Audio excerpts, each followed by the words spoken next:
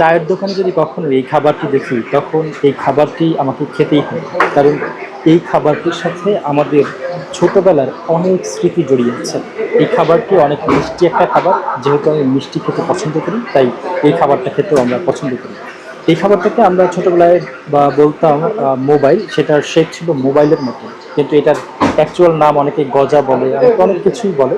তো আমরা এটা ছোটবেলায় পাল্লা দিয়ে খেতাম আমাদের ফ্রেন্ডরা। আজকে আমরা এসেছিলাম ঢাকার নীলক্ষেতে, এবং এখানে এই নীলক্ষেতের যে গাউসুল আজম মার্কেট, ঠিক তার পাশে একটি চায়ের দোকান আছে যেখানে খুব মশলা দিয়ে তারা চা তৈরি করে, বিভিন্ন ধরনের মশলা। এবং এখানে তারা হচ্ছে বিভিন্ন ধরনের মশলা যেগুলো সেগুলোকে মিক্সড করে, একই সাথে তারা হচ্ছে এখানে পুদিনা পাতা, আদা, লেবু সহ আরও বিভিন্ন ধরনের মশলা তারা মিক্স করে, এবং চায়ের টেস্টটা অসাধারণ।